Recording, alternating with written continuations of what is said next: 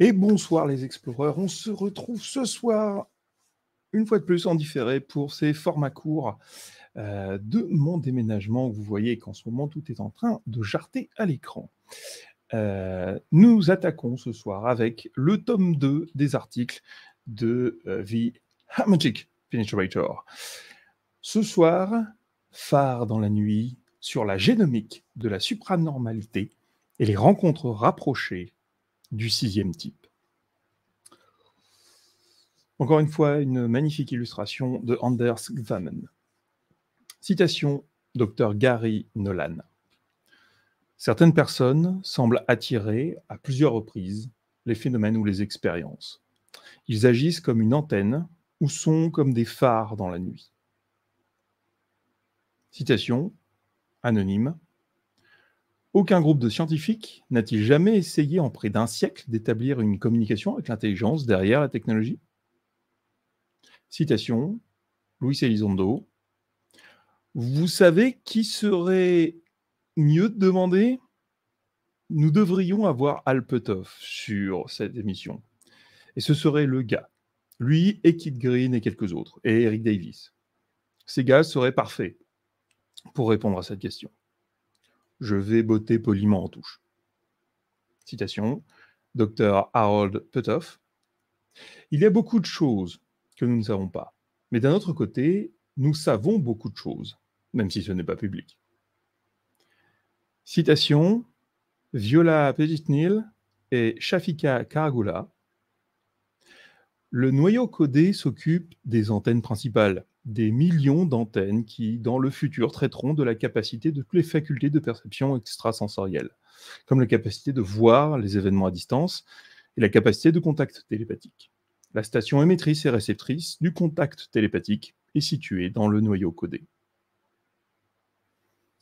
Le 26 juillet 2021, un mois seulement après la publication du très attendu rapport du bureau du directeur du renseignement national sur les ovnis, le professeur de sciences de l'université de Harvard, Abraham Avi Loeb, a annoncé la création du projet Galileo. Un projet qui vise à faire avancer l'étude des ovnis en utilisant des télescopes pour capturer des images haute résolution multidétecteurs des objets pour découvrir leur nature.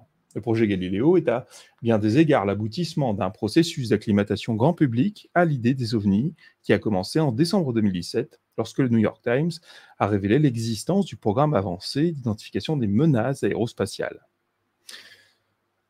Malgré cette percée majeure dans la culture dominante, la conversation publique est encore assez restreinte en termes de quelques aspects du phénomène, en termes de quels aspects du phénomène sont jugés adaptés aux heures de grandes écoutes. Les enlèvements extraterrestres, les effets biologiques inquiétants et les aspects de conscience à multiples facettes du phénomène ne sont que quelques-uns des sujets brûlants actuellement ignorés en dehors de la sous-culture ovni largement ghettoisée. L'une des raisons en est que le discours public sur le sujet a jusqu'à présent été dominé par une petite poignée d'initiés. Des gens comme Christopher Mellon, sous-secrétaire adjoint à la Défense pour le renseignement, sous les présidents Bill Clinton et George W. Bush. Ainsi que l'ancien directeur d'ATIP, aujourd'hui sous-traitant du gouvernement, Luis Elizondo. Lors de la récente apparition de Luis Elizondo sur Shifting the Paradigm, l'animatrice Cristina Gomez a exprimé sa surprise face au manque de suivi par les médias grand public après la publication du rapport du bureau du directeur du renseignement national. Elle voulait savoir si Elizondo croyait qu'un couvercle officiel de silence avait été abandonné sur le sujet ou s'il s'agissait juste d'une courbe naturelle de désintérêt. C'est ni l'un ni l'autre, a répondu l'ancien directeur d'ATIP. Nous avons baissé le cadran. Citation. Nous avons fait cuire au four et nous avons dû le faire monter à une température de 500 degrés. Je n'ai pas besoin de continuer cette température en ce moment pour monter à 800 degrés. Nous devons le maintenir à 500. Et parfois, vous devez baisser un peu le gaz pour maintenir la température du four constante. Pour ceux qui sont imprégnés des travaux du docteur Jacques Vallée, la remarque de Luis Elizondo peut avoir un son familier. L'hypothèse de Vallée est que le phénomène ovni, un peu comme un thermostat, fonctionne comme un système de contrôle qui conditionne le développement culturel humain dans certaines limites prédéfinies de notre environnement. De même, Luis Elizondo semble favoriser un discours public soigneusement géré afin d'éviter les troubles sociaux et ou l'instabilité géopolitique.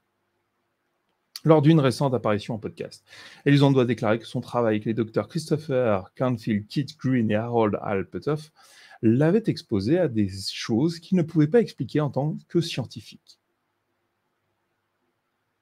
Cependant, il a refusé d'entrer dans les détails sur ce que ce travail impliquait exactement, de peur de faire tomber la conversation publique dans un terrier du lapin de ce qu'on appelle le woo. Contrairement à Lou, je n'ai pas l'intention de m'éloigner de la courtoisie. Cet article est pour les Uber-nerds sur UFO Twitter, une plongée profonde dans le travail des terriers de lapins comme l'endroit où se trouvent Alpetoff et Keith Green et le lien entre la biologie humaine, la conscience et les ovnis. Pour l'âme impatiente, qui voudra peut-être passer à une section d'un intérêt particulier, je propose ce bref aperçu chronologique de ces principaux thèmes. 1. Un récapitulatif du concept de rencontre rapprochée du 6e type, ce que l'on appelle l'appâtage d'OVNI. Une introduction, en 2e point, complète de la 6e caractéristique des ovnis, les effets biologiques, et aux recherches pionnières menées par les docteurs Green et le docteur Nolan sur le cerveau et les gènes de ceux qui ont expérimenté ces phénomènes. 3. Une discussion sur le concept d'interface humaine cognitive. 4. Une présentation de cas dans lesquels des individus de la cohorte d'expérimentateurs de Green et Nolan semblent avoir été utilisés comme appât pour attirer les ovnis. Rencontre rapprochée du 6e type. Dans mon premier article, j'ai présenté le concept de rencontre rapprochée du 6e type. Depuis lors, j'ai continué à faire des recherches sur le sujet car j'ai établi quelques liens supplémentaires qui, je l'espère, intéresseront le lecteur. La catégorie CE6 fait référence aux observations d'OVNI, qui sont précipitées par des schémas actions humains, trompeurs provocateurs, destinés à susciter une réaction du phénomène OVNI dans le but de recueillir des renseignements. En d'autres termes, appâter des OVNI. L'idée d'appâter les ovnis remonte en fait au livre de 1973 du major Donald E. Kehoe, Aliens from Space, dans lequel il propose quelque chose appelé Operation Lure. Quelques années plus tard, le docteur Jacques Vallée a commencé à parler de son désir d'interférer avec l'hypothèse de méta-système de contrôle derrière le phénomène pour exposer sa véritable nature. Les remarques de sources apparemment crédibles, telles que Luis Elizondo et le général russe Vassili Alexeev, suggèrent que certaines des grandes puissances ont déjà peut-être tenté d'appâter les ovnis. Plus tôt cette année, Luis Elizondo a déclaré au podcasteur Zach Sitchy que les États-Unis l'avaient en fait envisagé. Il a cependant refusé de donner les détails lorsque Sitchy lui a demandé si des navires de la marine avaient été impliqués dans de tels plans. Le récent rapport sur les ovnis du Bureau du renseignement national a noté que les objets ont tendance à interrompre l'entraînement préplanifié ou toute autre activité militaire. Dans une interview de 1997, le général Vassili Alexeev a affirmé que les Russes étaient parvenus à une conclusion similaire. Ils observaient des augmentations particulièrement spectaculaires de l'activité OVNI chaque fois qu'ils transportaient des charges spéciales, a déclaré Alexeev au journaliste Valéry Oufarov. Une fois que les Russes ont identifié le motif, ils l'ont exploité pour attirer intentionnellement le phénomène. Dans certains cas, il suffirait de simplement programmer ou simuler une telle activité pour que les objets aériens anormaux apparaissent, a affirmé le général russe. Une personne éminente qui a parlé ouvertement de sa conviction que la marine américaine mène des expériences d'appâtage est le docteur Robert Maguire, ancien scientifique en chef au Hume Center. Il y a quelques mois, le docteur Maguire a publié le commentaire suivant dans le groupe Facebook de Scott Brown, In the Field. Citation. C'est très clair. J'ai été à bord de vaisseaux de la marine. Des porte-avions, des destroyers, l'USS Blue Ridge, l'USS Hampton, Le l'USS Hampton est un sous-marin de classe Los Angeles, etc., pendant des missions de renseignement. Aucun commandant ne risquerait leur commandement sans prendre d'action de défense, à moins qu'il n'ait été ordonné de ne pas se défendre. Je crois avec chaque fibre de mon être que la marine est en train de conduire des opérations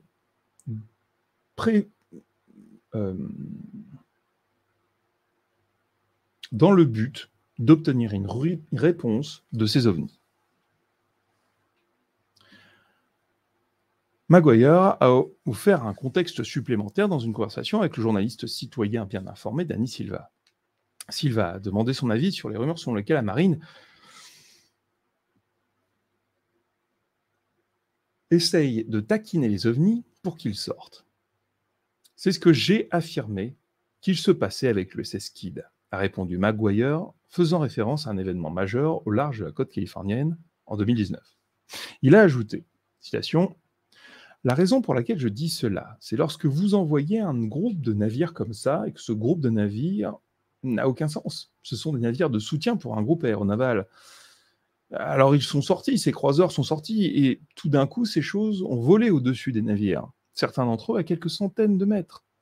Et qu'un commandant permette à son commandement du groupe et ou d'un navire de s'exposer au danger et de ne prendre aucune mesure me dit que les règles d'engagement sont établies avant même qu'il n'arrive. » Fin de la citation.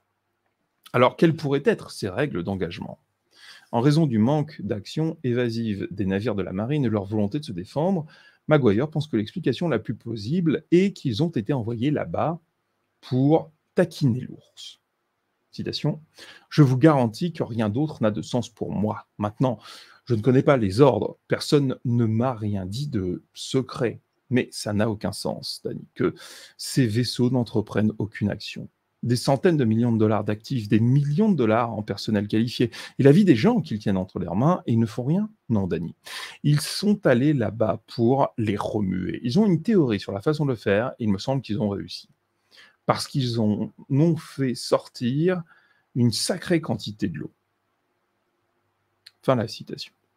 Les remarques de Luis Elizondo sur un épisode récent de Disclosure Team appuient davantage ce scénario. Lot Vinny a demandé à Elizondo si les événements de 2019, impliquant l'USS Kidd, l'USS Russell et les autres navires de la marine, auraient pu être un exercice d'entraînement spécifiquement destiné à appâter les pans. Citation, « Je ne vais pas répondre à cette question parce que c'est une question à laquelle le gouvernement doit probablement répondre par lui-même, a répondu Elizondo. Vinny a demandé si Elizondo pouvait dire si ces méthodes d'appâtage avaient réellement réussi. Malheureusement, Elizondo a également pris un laissez-passer poli sur cette question. Il a ajouté que pour le moment, il était incapable de ne serait-ce que suivre cette voie. Un article important de Tim Macmillan de The Debrief suggère que des règles d'engagement pour de tels incidents ont en fait été établies. Macmillan a écrit qu'un plan opérationnel formel pour traiter la question des pans a été rédigé et soumis via des canaux de mesures de contrôle compensatoire alternatives au département de la Défense en 2016. Deux de ces sources ont laissé entendre qu'une partie du plan d'opération peut avoir impliqué des tentatives de cajoler les pans dans le but de les faire se manifester, impliquant potentiellement la propension des objets à manifester de l'intérêt pour les matières nucléaires. Les détails spécifiques de ce plan auraient été classés, et aucune des sources de Macmillan n'était disposée à en partager beaucoup plus en dehors de la reconnaissance de son existence. Pour autant que l'auteur le sache, c'est la première fois que quelqu'un a été en mesure de confirmer l'existence d'un programme officiel du gouvernement américain lié à l'appâtage d'OVNI. De nombreux événements OVNI ressemblent presque à des représentations théâtrales chorégraphiées par un bouffon cosmique. Lors de sa récente apparition dans Unknown Country de Whitley Strieber, George Knapp a utilisé le comportement ludique de l'OVNI de Tic Tac, du cas du Tic Tac, pour illustrer ce point. Knapp a trouvé absurde l'idée que le pilote de Tic Tac ait été pris au dépourvu par l'approche de l'avion de chasse de la marine. « Allez !» dit-il, il voulait être vu. Le colonel John B. Alexander partage le point de vue de Knapp. Dans UFOs, Myths, Conspiracies and Realities, il soutient que le phénomène agit comme un bouffon qui contrôle toujours les observations. Juste au moment où les chercheurs pensent qu'ils sont proches d'une compréhension de la situation, les paramètres sont modifiés ou de nouvelles variables sont entrées dans l'équation. Alexander a inventé le terme de phénomène sensible précognitif pour décrire l'agent de contrôle externe qui initie les événements. Le phénomène ne contrôle pas seulement tous les facteurs de l'événement, affirme-t-il, il est déjà, c'est-à-dire de manière précognitive, conscient de la manière dont les observateurs ou les chercheurs répondront à un stimulus donné. Ces aspects du phénomène ont également été observés par les interventions de contacts de la communauté CE5. On m'a donné un aperçu du chapitre du Dr Joseph Burks dans le prochain livre A Greater Reality, The New Paradigm of Consciousness et The Paranormal and the Contact Modalities, édité par Reinero Hernandez, et comme Knapp et Alexander, le Dr Burks affirme que le phénomène est sous contrôle total lors d'interactions étroites, décider quand et où les observations se produisent.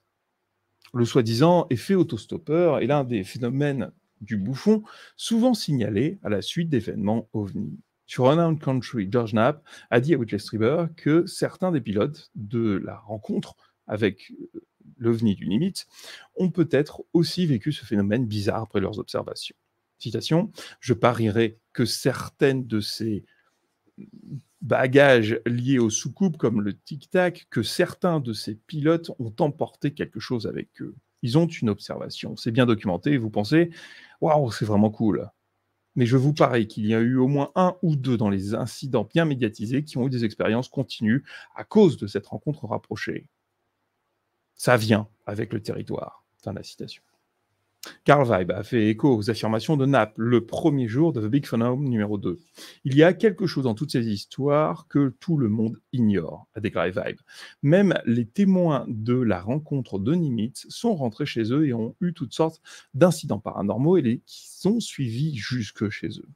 L'auteur a également entendu des histoires similaires concernant les pilotes du Nimitz, d'une source apparemment crédible. Cependant, jusqu'à ce qu'elles soient publiquement confirmées ou démenties par les pilotes eux-mêmes, ces rumeurs doivent être prises avec un grain de sel.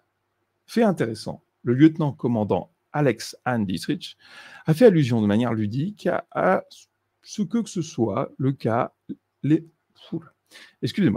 a fait allusion de manière ludique à ce que ce soit le cas elle-même dans un tweet du 5 juin 2021. Où je vous ferai la traduction. Donc, Alex Ann Dietrich, qui a été l'une des pilotes, donc le chasseur qui était en train d'escorter le commandant Fravor dans l'exercice bleu-rouge où il y a eu l'observation du Nimitz.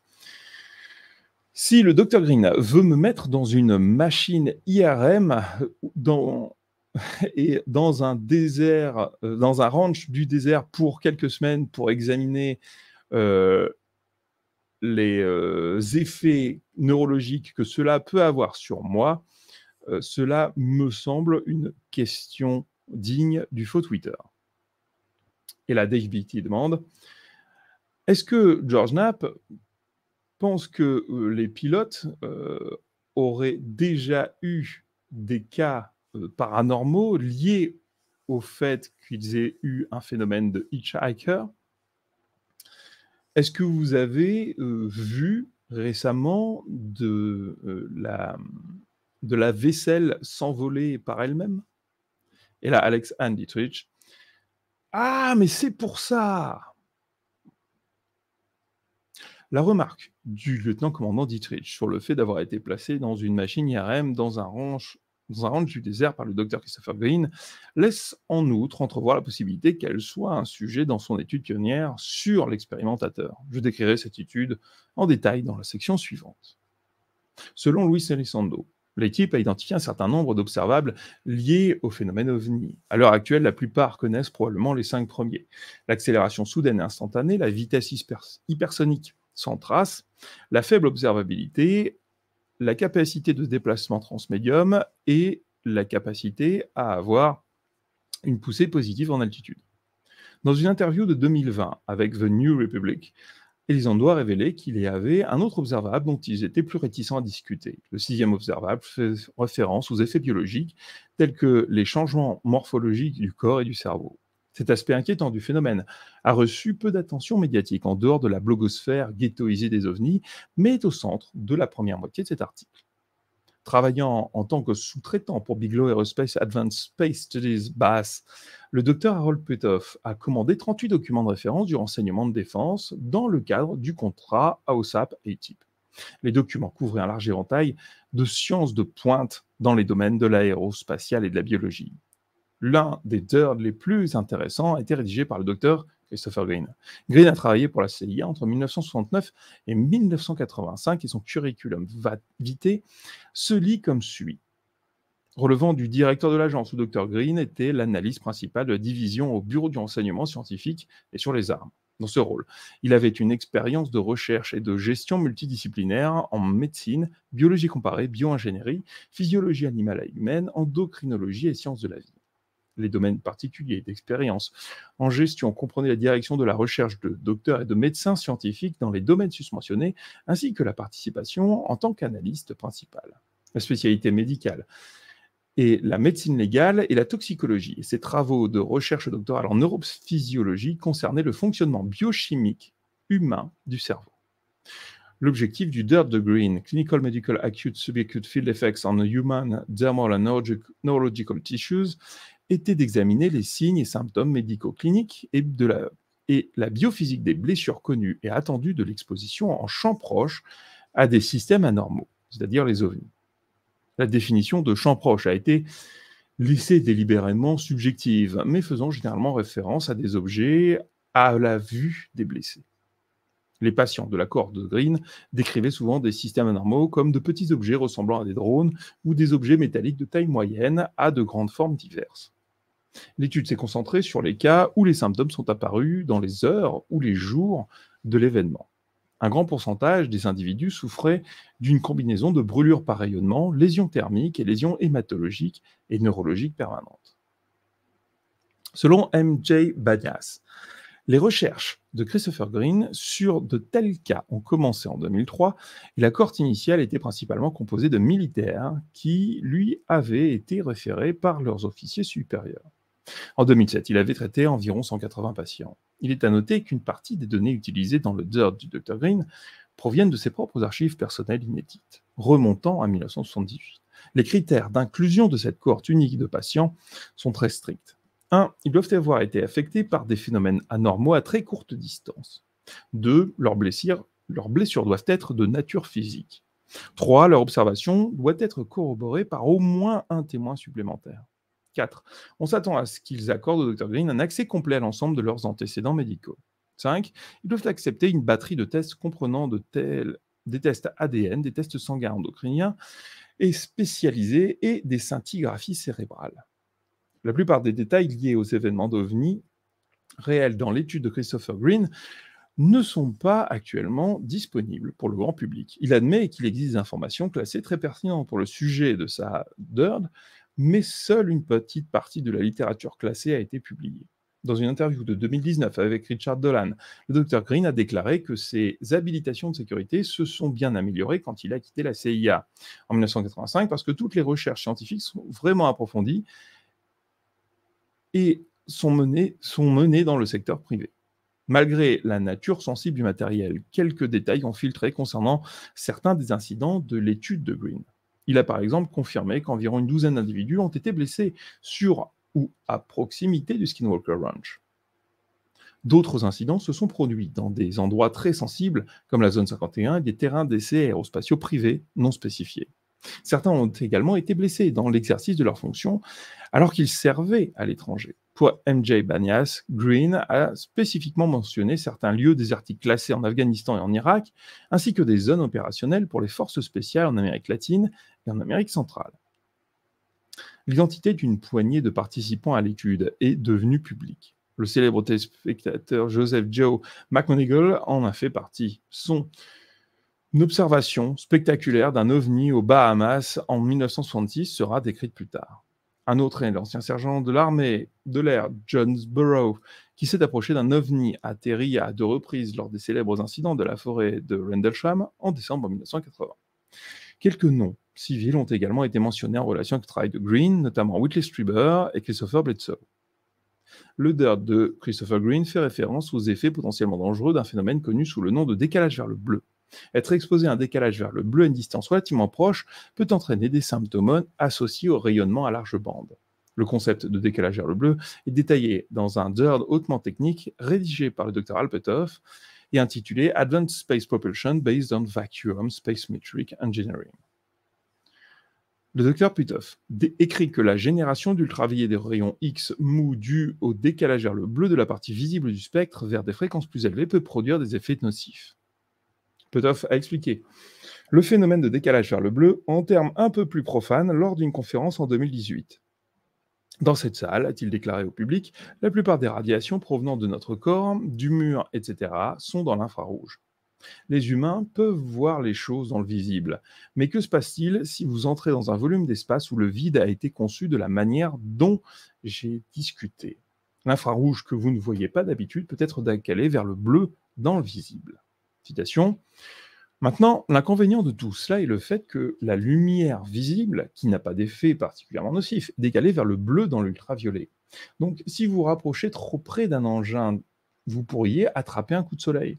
Ou dans la région des rayons X mous, il pourrait y avoir un risque d'empoisonnement en radiation.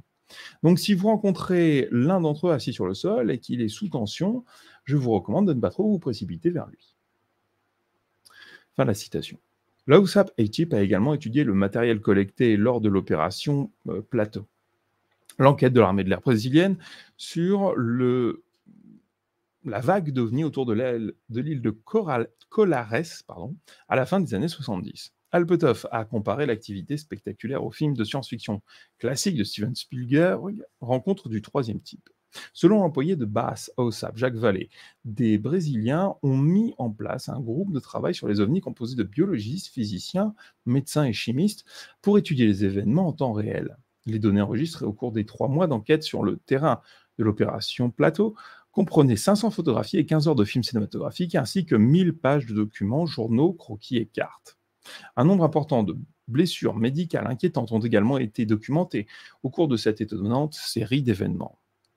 Les preuves ont ensuite été envoyées au quartier général des Forces armées à Brasilia, ainsi qu'au centre de lancement Barreira do Inferno à Rio Grande do Norte, qui est exploité par l'agence spatiale brésilienne.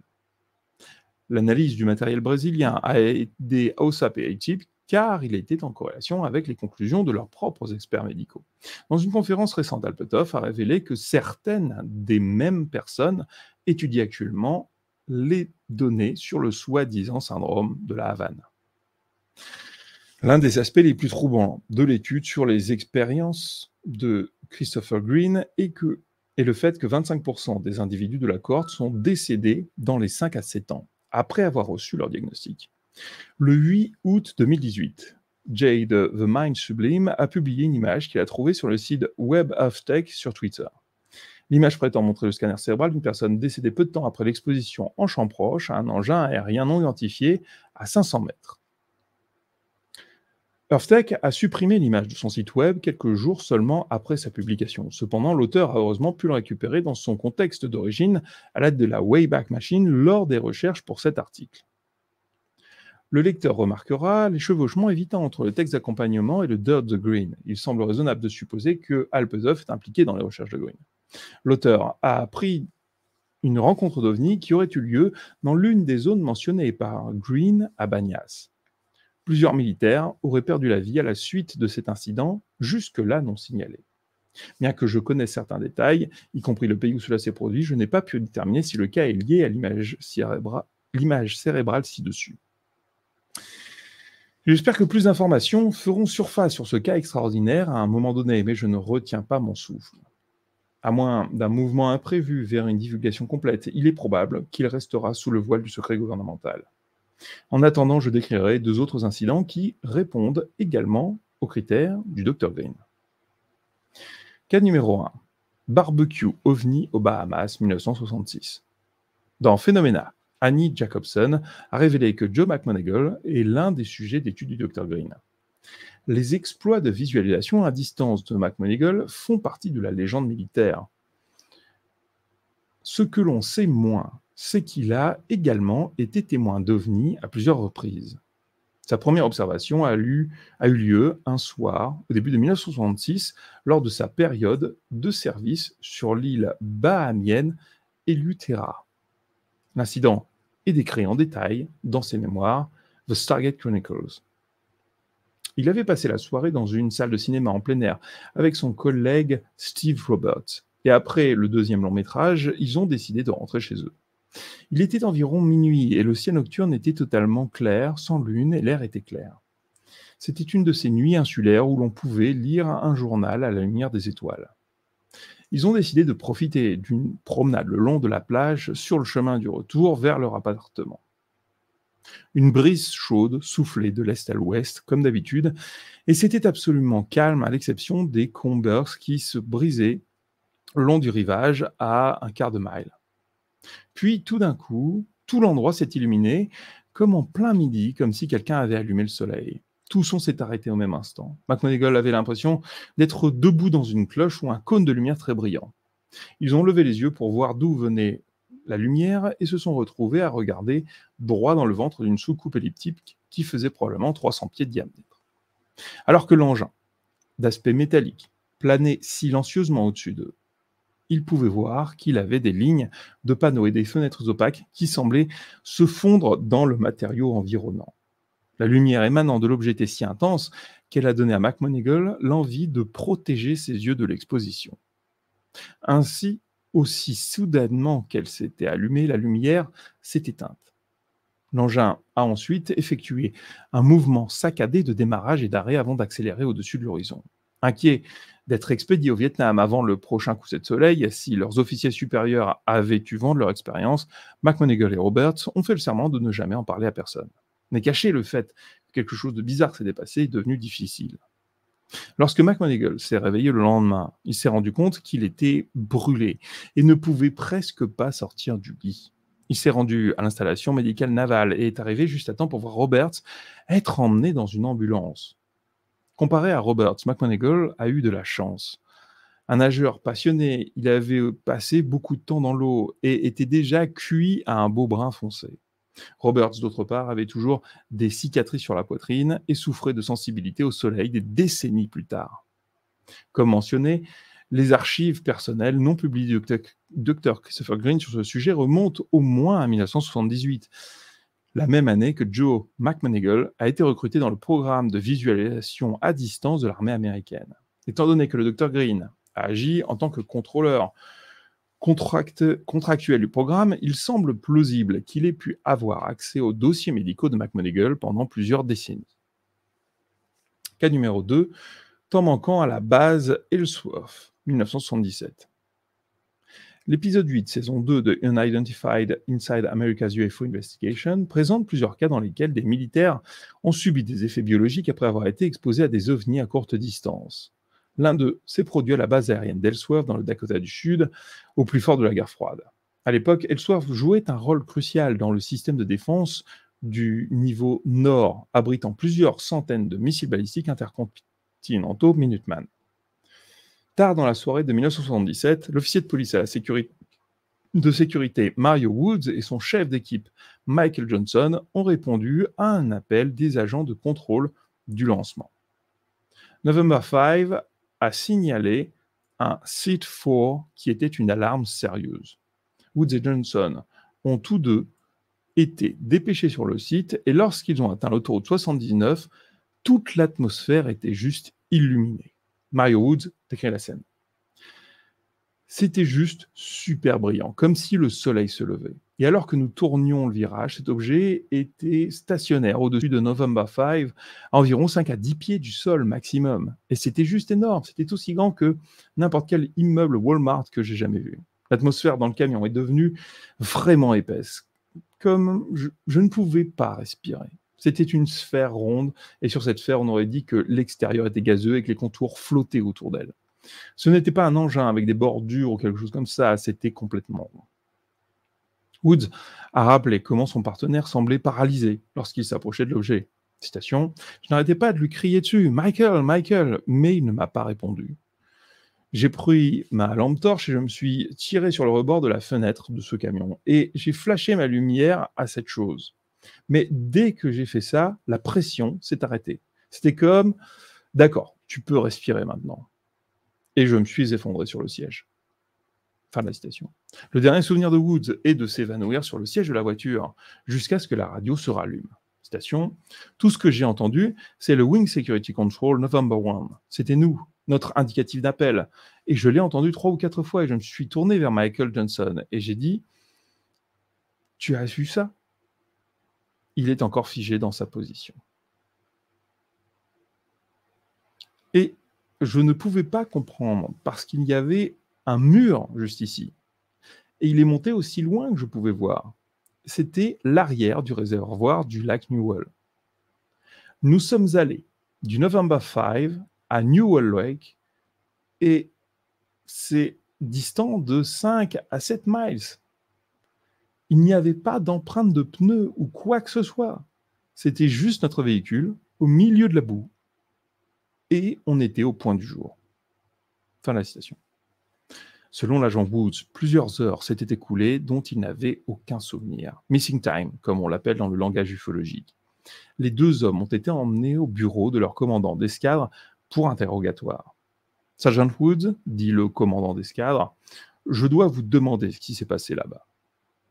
Il se demanda comment ils s'étaient retrouvés à plusieurs kilomètres de leur position d'origine. Le sergent Woods lui a dit qu'il n'avait aucun souvenir d'avoir parcouru cette distance. Nous allons vous envoyer à l'hôpital de la base, a déclaré le commandant de l'escadre. Nous avons un médecin qui veut vous examiner et s'assurer que vous allez bien.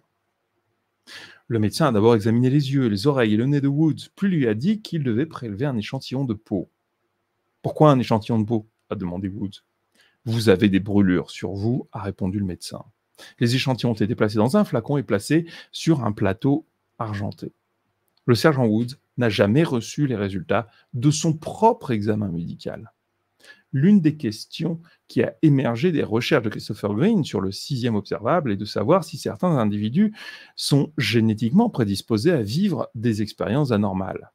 Je vais explorer cette question maintenant.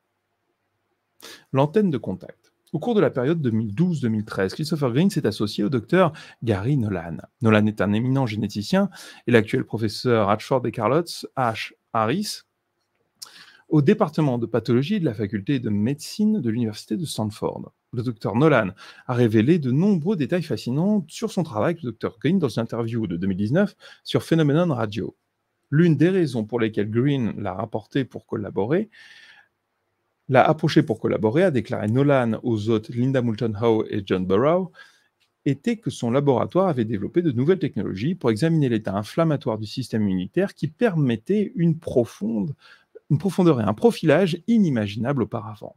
Dr Nolan affirme que chaque événement qui arrive à un individu est enregistré dans son système immunitaire, même quelque chose aussi inoffensif qu'une piqûre d'abeille. Dans Phenomena, la journaliste Annie Jacobson a rapporté que les médecins pourront probablement bientôt prendre un instantané du sang d'une personne et lire l'historique de la vie physiologique de cette personne, grâce aux technologies émergentes du laboratoire de Nolan.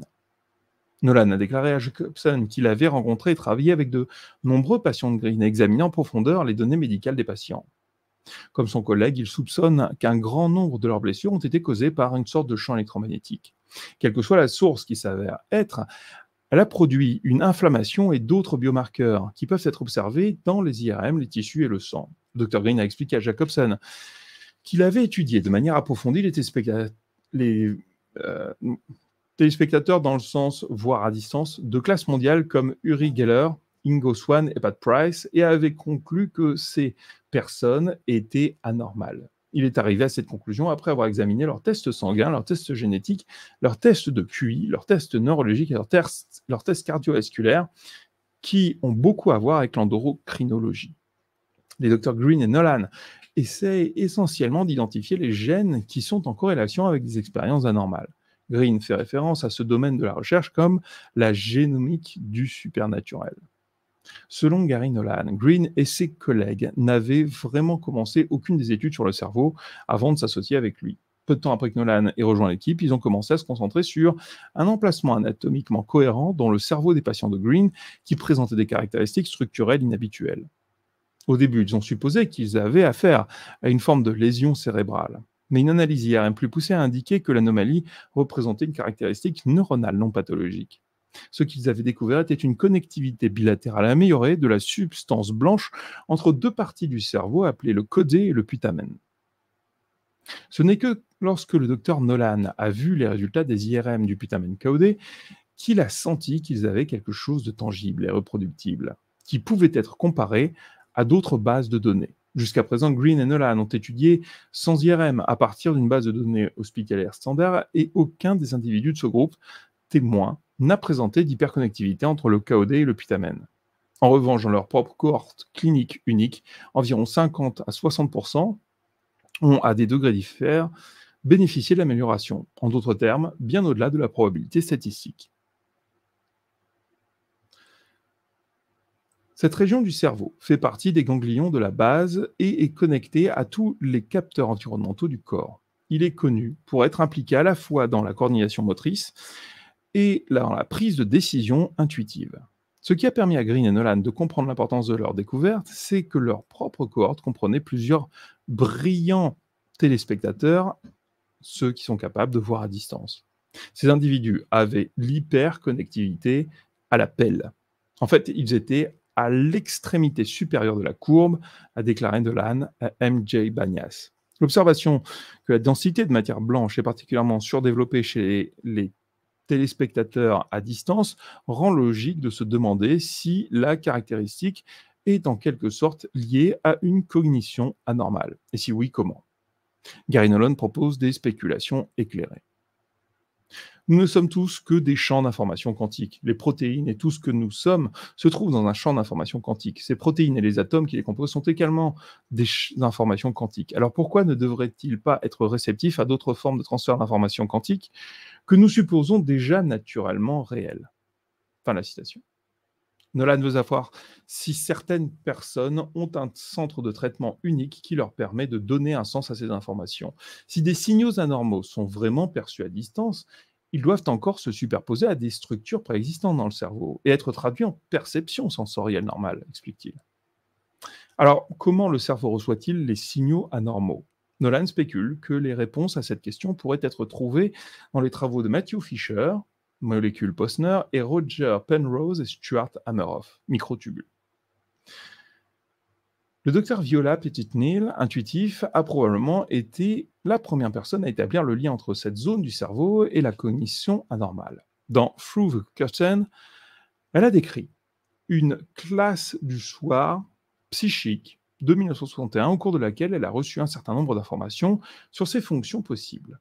Le docteur Neil décrit, citation, le noyau codé s'occupe des antennes de la tête, des millions d'antennes qui, à l'avenir, traiteront de la capacité de toutes les capacités de perception extrasensorielle, comme la capacité de voir les événements à distance et la capacité de contact télépathique.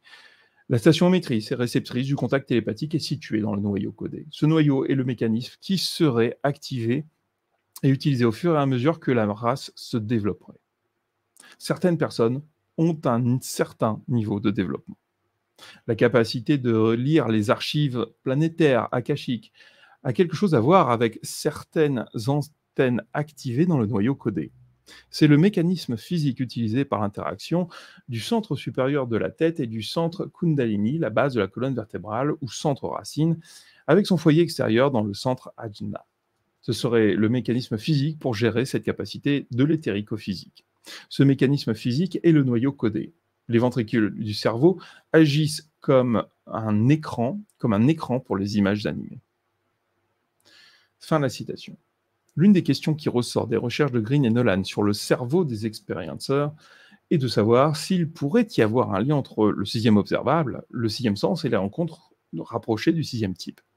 L'antenne de contact proposée est-elle d'une manière ou d'une autre générée ou activée, par exemple, par une exposition en champ proche à des ovnis?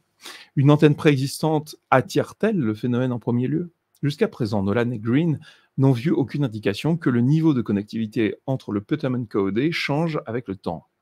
Maintenant, savoir si un événement est nécessaire pour activer les fonctions du trait est une autre question. Un événement de Kundalini peut-être, ou même une lésion cérébrale traumatique. Nolan spécule que peut-être la régénération dans cette zone du cerveau après un événement traumatique ouvre de nouvelles voies qui activent son potentiel extraordinaire. Les découvertes préliminaires de Green et Nolan sont prometteuses. Mais quand peut-on s'attendre à un article révisé et revu par des pairs? Dans un récent fil sur Twitter, le Dr Nolan a affirmé que deux articles sont prêts à être soumis. Il a également révélé qu'il collaborait avec d'autres laboratoires grand public. Il est possible qu'il fasse référence à une étude peu connue sur le Peter NKOD, actuellement en cours à l'université de Harvard. L'Office of Naval Research, ONR, s'intéresse également de près à ce type de recherche. En mars 2014, il a publié un article qui révélait des recherches en cours sur de nouvelles capacités cognitives. L'ONR s'était associé à des experts de premier plan en sciences neurales, cognitives et comportementales, selon l'article, pour synchroniser leurs études sur l'intuition et traduire leurs découvertes en applications pour le personnel militaire. Les experts ont été recrutés dans les services militaires, l'industrie et les laboratoires universitaires. Green et Nolan ne sont pas explicitement nommés dans l'article de l'ONR, mais étant donné l'importance potentielle de leur recherche pour les applications de renseignement militaire, il semble raisonnable de supposer qu'ils ont été consultés. La section suivante traite de certaines des applications potentielles. Sur The Unidentified Celebrity Review, on a demandé à Luis Elizondo s'il savait si un groupe de scientifiques avait déjà tenté d'entrer en contact avec des ovnis. Elizondo a détourné la question, mais a recommandé que l'autre entre en contact avec Christopher Green, Eric Davis et Alpetov, car il serait parfait pour répondre à cette question. Le docteur Alpetov est le fondateur, président et chef de la direction d'Earth Tech International et directeur de l'Institute for Advanced Studies d'Austin. Selon le site web d'Earth Tech, l'Institut des études avancées d'Austin a été fondé en 1985 et incorporé sous Earth Tech International en 1991 en tant qu'installation de recherche innovante avec un personnel créatif de grande puissance dédié à l'exploration des avancées de la science et de l'ingénierie. À la lumière du commentaire de Luis Elizondo sur The Unidentified Celebrity Review, il convient de noter que la recherche de visites extraterrestres figure parmi les grands intérêts de la recherche actuelle d'Earth Tech. 1985 semble avoir été aussi une année chargée pour le Dr Petzoff. C'est également l'année où il a formé le groupe de travail sur la physique théorique avancée avec des individus tels que John B. Alexander, Albert Stubblebine et Jack Hook.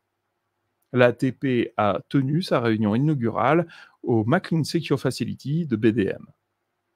Compte tenu du chevauchement des détails et des délais et des domaines d'intérêt, il semble logique de se demander s'il y avait un lien entre la création de l'ATP et l'Institute for Advanced Studies d'Austin. Une page des notes personnelles de Jack Hook de première réunion à BDM est présentée ci-dessous. L'ordre du jour du groupe était ambitieux et comprenait la création d'une base de données sur les personnes enlevées, ainsi que l'obtention d'un contact physique et ou psychique direct avec le phénomène OVNI.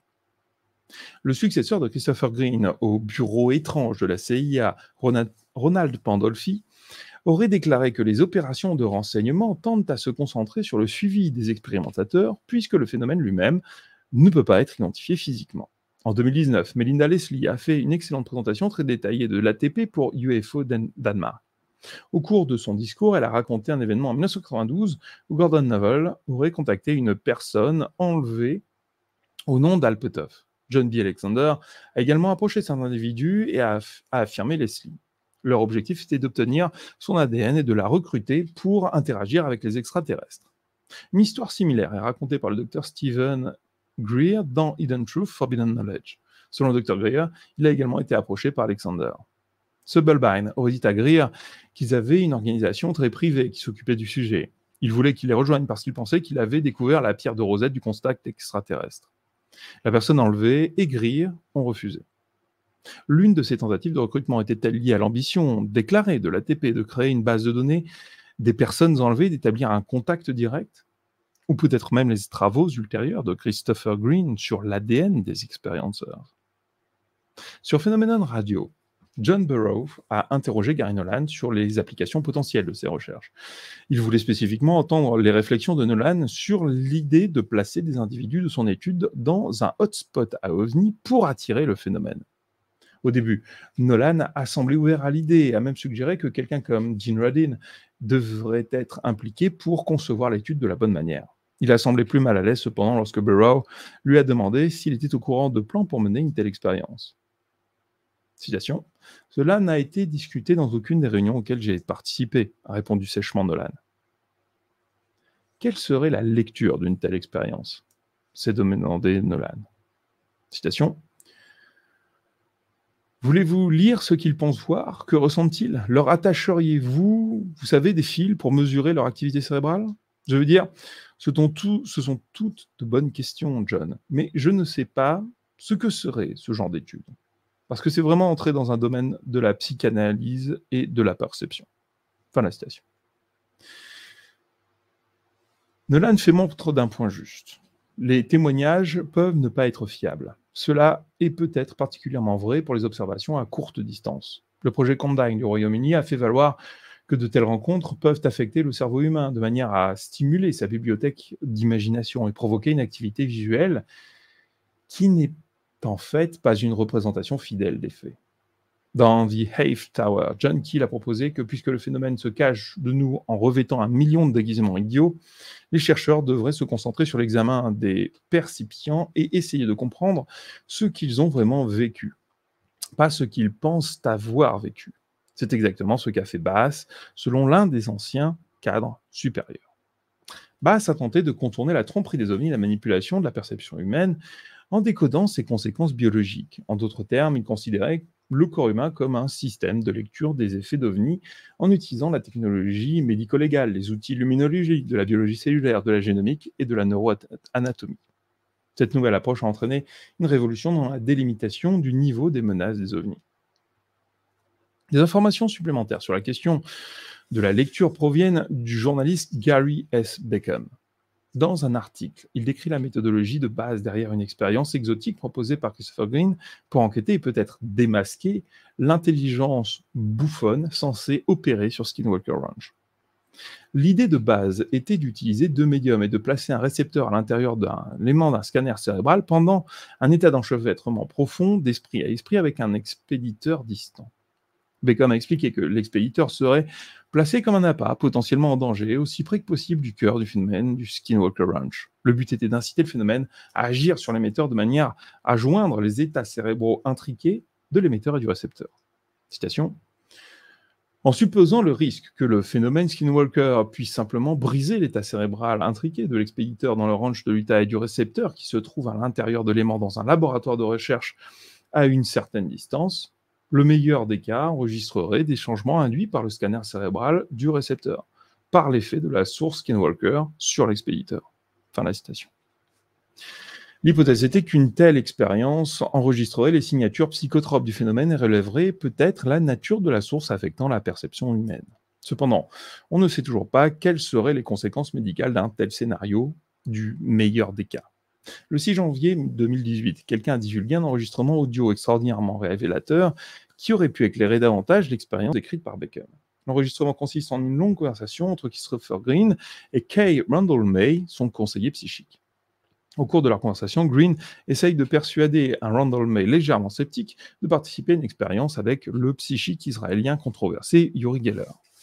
L'expérience est presque identique à celle décrite par Gary Beckham. Le Dr Green explique à Randall May que cela impliquerait des scans cérébraux fonctionnels simultanés entre des installations de Phoenix en Arizona et de Londres ou de Tel Aviv. Le but serait de parvenir à un contact et communication ineffable entre Randall May et Uri Geller. Green a décrit les différents sous-éléments de l'expérience et les rôles des personnes impliquées. La première partie se concentrerait sur les systèmes de connectivité IRM fonctionnels, des parties du cerveau qui sont liées à d'autres parties du cerveau pour la communication et la télépathie quantique. Selon Dr Green, il est le seul expert sur Terre dans ce domaine de recherche. La deuxième partie porte sur le logiciel associé au calcul et la manière dont les séquences de scanner cerveau seraient réalisées à deux endroits différents. Un ingénieur doctorant travaillant pour Alpetoff et George Hathaway à l'Institut de Halle serait responsable de cette partie de l'expérience. La troisième partie de ce type de communication aborde les questions dans lesquelles Alpetoff est l'expert mondial, a déclaré Green à Randall May. Comme l'interprétation des données provenant de reportages verbaux d'individus faisant de la visualisation à distance. Green a également indiqué que Alpetoff était l'expert dans la conception globale de l'expérience. Un sponsor anonyme était intéressé à lier les trois composants, a déclaré Green. Dans Skinwalkers at the Pentagon, Lakatsky, Keller et Knapp ont affirmé qu'aucune expérimentation humaine n'a été menée et que chaque aspect de la réglementation HIPAA a été suivi à la lettre par tout le personnel médical et scientifique de l'AUSA Bass. Peut-être. Mais Christopher Green a admis à MJ Banias qu'environ une douzaine des personnes de son étude avaient subi des blessures en rapport avec leur travail au Skinwalker Ranch. Certaines de ces blessures étaient-elles le résultat de telles expériences d'appâtage? La déclaration de l'ancien directeur de Bass semble y faire allusion. Si tel est le cas, cela soulève évidemment un certain nombre de questions éthiques, sans parler de questions juridiques. Une connaissance de Ryan Bledsoe, qui avait participé à des recherches parapsychologiques, lui aurait confirmé que des médecins avaient bien été utilisés comme un pas au Skinwalker Ranch. Malheureusement, il n'a pas révélé l'identité de ces individus, mais John Alexander et Joseph McMonigal seraient des candidats évidents. Après tout, les deux ont une formation en visualisation à distance et Ryan Bledsoe a déjà parlé de leur lien avec son père.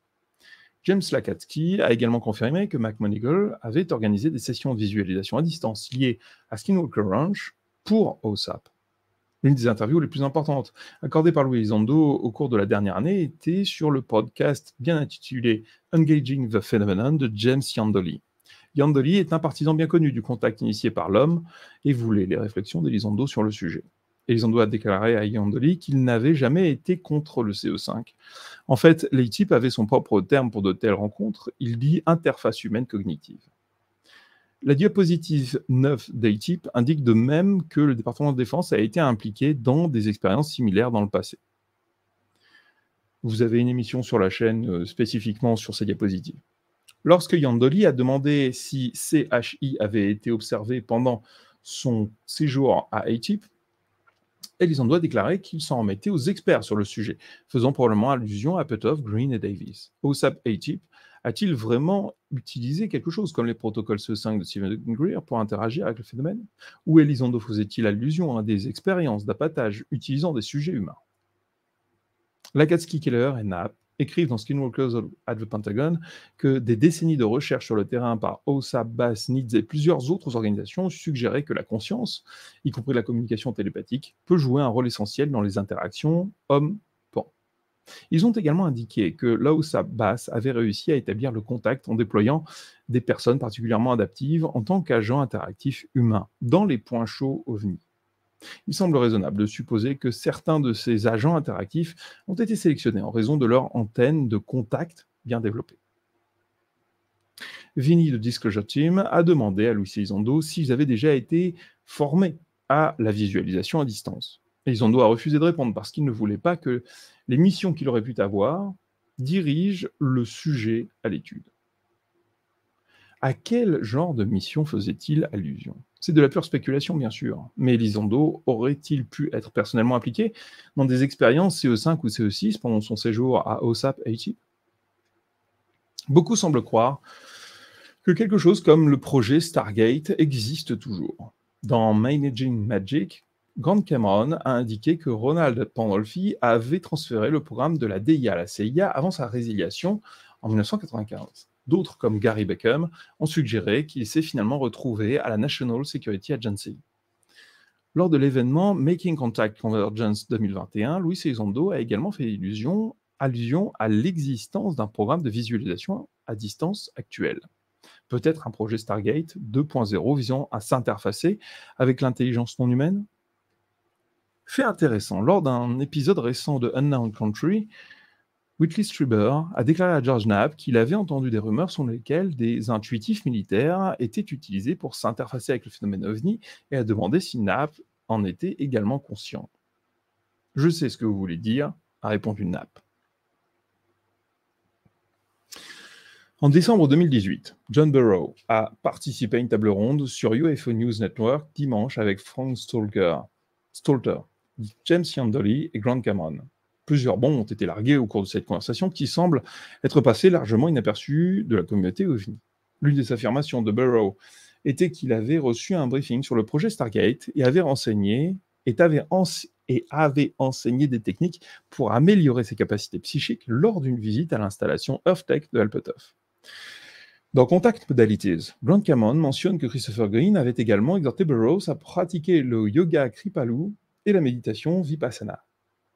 Pendant son séjour à EarthTech, Burrow aurait également été informé de quelques autres choses qui impliqueraient sa participation à certaines choses. Sans entrer dans les détails, Burrow a fait allusion au fait que cela était lié au travail de John Alexander. Au meilleur de ma connaissance, Alexander n'a jamais été directement impliqué avec OSAP BASS. Burroughs faisait-il référence à l'ATP ou au NIDS? Ou peut-être une autre organisation, entreprise comme Avtech? Gary Nolan a déclaré que certaines personnes semblent être comme des phares dans la nuit pour le phénomène. Si c'est vrai, ne serait-il pas logique d'utiliser de tels individus comme sujets dans des expériences de contact?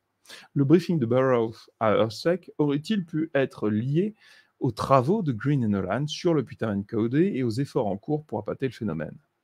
Je le soupçonne. En fait, lors de son apparition sur UFO News Network dimanche, Burroughs a admis qu'il avait déjà participé à une telle expérience près de Sedona, en Arizona. Des personnes associées au programme de vision à distance étaient également présentes à cet événement.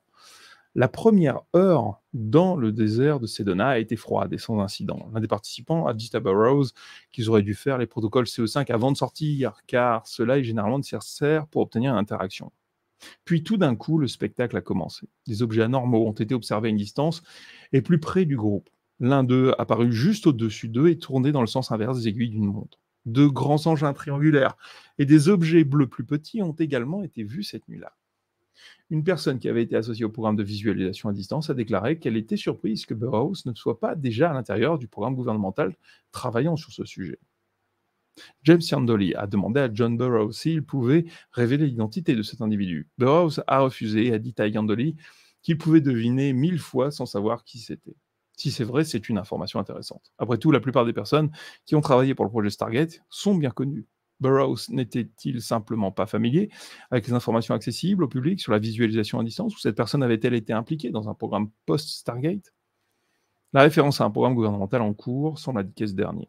Et dans The Rendlesham Enigma, James Penniston mentionne une rencontre à Sedona entre Burroughs et Christopher Green. Pourrait-il y avoir un lien entre ces deux événements?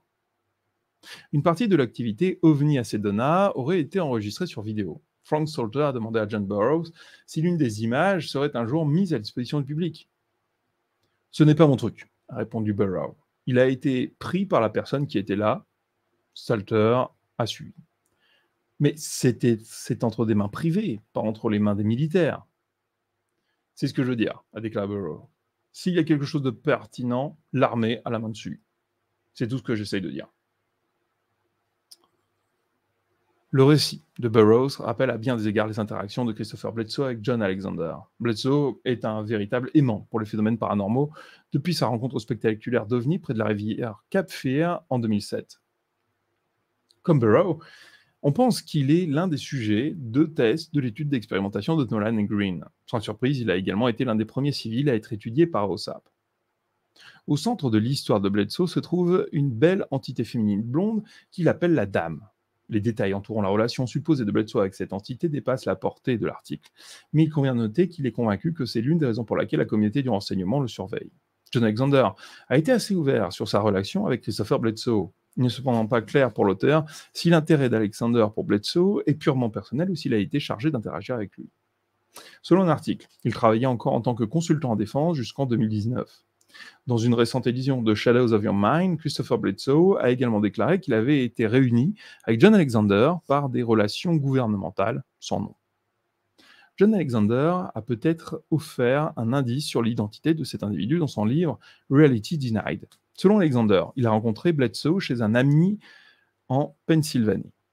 Bledsoe a été interviewé à la caméra lors de cette réunion, une vidéo qu'Alexander a visionnée avant de visiter Bledsoe à l'automne 2015. Ryan Bledsoe a affirmé que son père avait déjà organisé une séance de visionnage à distance avec John Alexander et Joe McMonigle à Philadelphie, en Pennsylvanie. L'auteur a tenté de déterminer s'il pouvait y avoir un lien entre ces rencontres, jusqu'ici sans succès. John Alexander a passé tout un week-end avec la famille Bledsoe en octobre 2015. Lors de leur dernière soirée ensemble, il a demandé à Christopher Bledsoe de lui montrer le lieu de sa rencontre de 2007. L'épouse d'Alexander, Victoria, et la fille de Bledsoe, Emily, ont également suivi. De tous ses enfants, a déclaré Bledsoe à Shadows of Your Mind, Emily avait toujours été l'antenne pour ce genre de choses. Quand ils sont arrivés sur le site, Bledsoe a dit une prière silencieuse à la dame et lui a demandé de se présenter devant John. Peu de temps après, il a senti une énergie trop familière qui lui a rendu la respiration difficile. Puis tout à coup, tous les insectes et grillons se sont tus. Seulement, il a semblé remarquer les changements subtils de l'environnement. « Je pense qu'ils sont ici », a-t-il dit à Alexander. Quelques secondes plus tard, la lumière s'est matérialisée de nulle part, au zénith du ciel, a pulsé 4 ou 5 fois avant de se transformer en objet solide foncer vers le sud, se souvient Bledsoe. La corrélation temporelle entre le commentaire de Christopher Bledsoe et l'apparition de l'objet a profondément marqué John Alexander. Bledsoe a déclaré à Shadows of Your Man qu'Alexander était au téléphone dans les 30 secondes suivant l'observation. Qui a-t-il appelé? Bledsoe n'a pas dit. La spéculation éclairée serait l'un des associés d'Alexander de la communauté du renseignement ou le secteur privé. Plus tôt cette année, Ryan Bledsoe a affirmé que quelqu'un avait tenté de recruter son père pour qu'il soit un entrepreneur civil pour le renseignement de l'armée. Connaissant les antécédents de John Alexander dans le renseignement de l'armée et ses liens avec la famille Bledsoe, j'ai décidé de demander à Ryan Bledsoe sur Twitter s'il s'agissait de lui. Malheureusement, Ryan Bledsoe n'a pas répondu directement à ma question, mais lui a donné un like, ce qui pourrait être interprété comme une confirmation tacite. Le docteur Robert Maguire est un ancien officier du renseignement qui a revendiqué des expériences anormales en présence de Christopher Bledsoe. Comme John Alexander, il a passé plusieurs jours en sa compagnie dans l'espoir d'avoir une observation. Comme d'habitude, Bledsoe a prié pour l'aide de la dame. « C'est un de mes amis, pensa-t-il, si vous l'amenez ici pour voir quelque chose, c'est le moment. » Le docteur Maguire a rappelé comment tout à coup, à travers la cime des arbres, cette lumière massive s'est allumée, qui était plus brillante que Vénus. L'objet a effectué un certain nombre de manœuvres inhabituelles avant de s'éloigner au loin. La prochaine chose qu'ils ont remarqué, ce sont des dizaines de minuscules ampoules flash qui se déclenchent au sommet des arbres. Initialement, les lumières étaient cachées derrière une branche et difficiles à voir. Maguire s'est dit qu'il souhaitait qu'ils montrent pour qu'ils puissent les voir mieux. Quelques instants plus tard, les lumières se sont déplacées comme si elles avaient lu dans ses pensées. Lorsque l'activité du flash s'est finalement éteinte, Maguire a demandé à Bledsoe si c'était fini. « Je pense qu'ils sont toujours là », a répondu Bledsoe. Maguire a remarqué une brume violette ondulante au-dessus de la limite des arbres. Même si l'apparition étrange lui était clairement visible, Bledsoe ne pouvait rien voir. Soudain, la brume mystérieuse a juste disparu sur place. Bledsoe a semblé sentir un changement d'environnement et a dit « D'accord, c'est tout, ils sont partis ». Selon Maguire, il n'y avait aucune communication entre le phénomène. Bledsoe semblait juste sentir qu'il était parti. Robert Maguire restait en contact avec Christopher Bledsoe après leur expérience ensemble. Sur Project Unity, Dr. Maguire a révélé qu'il rongeait son frein pour mener une certaine expérience avec Bledsoe. Un parti anonyme avait déjà tenté cette expérience, a-t-il dit, avec des résultats stupéfiants. Maguire avait vu les preuves. L'idée de base serait de donner à Bledsoe la liberté de faire tout ce qu'il a fait et, a expliqué Maguire, tout en garantissant une collecte de données impartiale. Jay de Project Unity a demandé à Maguire d'élaborer. Disons simplement qu'il prend une photo, a répondu Maguire. Si nous pouvons dupliquer cette expérience et le faire de manière aveugle, de sorte que je ne sois pas impliqué, et pourtant obtenir le même résultat, ce sera incroyable. Lorsque Christopher Bledsoe demande à ses gardiens de la communauté du renseignement pourquoi ils s'intéressent tant à lui, ils répondent tous « Eh bien, il semble vous aimer et pas nous. Mais nous aimerions savoir ce qu'ils veulent, ou ce qu'ils sont. » Les ovnis chevauchent la frontière entre la réalité et l'imagination, comme Hermès le bouffon. Ils semblent prendre un plaisir enfantin à jouer des jeux d'esprit absurdes avec tous ceux avec qui ils interagissent. Ross Coulthard a récemment rapporté que l'armée américaine a peut-être identifié une signature électronique spécifique émise par ces objets insaisissables, ce qui les a rendus plus faciles à suivre. Sommes-nous enfin sur le point de démasquer les ovnis du bouffon ? Ou ajoutera-t-il simplement de nouvelles couches de complexité à ces performances théâtrales à mesure que nous évoluons, rester à jamais en marge de notre histoire humaine? Le regretté et grand Mac Tunis avait de nombreuses informations utiles dans notre relation avec ce mystérieux autre. Je laisse au lecteur quelques paragraphes de son classique titre posthume The Crypto-Terrestrials. Citation. « Toutes les nuits, je sors mon pointeur laser et je fais participer mes chats à un jeu frénétique de chasse. Les chats sont des chasseurs naturels. Ils sont effectivement incapables de ne pas regarder le point rouge qui se déplace rapidement, que je projette sur le tapis, les murs ou tout meuble qui se trouve sur son chemin. Pour mes chats, le point rouge possède sa propre vitalité.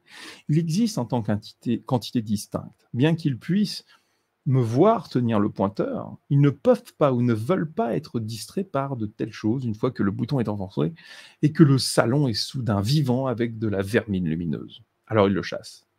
Et le chasse. Et il s'approche suffisamment, je fais même des coups dessus auxquels je fais fuir le point ou disparaître dans ce qui semble être une concession de défaite, ce qui, bien sûr, ne fait qu'éveiller davantage la curiosité prédatrice des chats. Pendant que je contrôle le point rouge, je m'efforce de le faire se comporter comme quelque chose d'intelligible.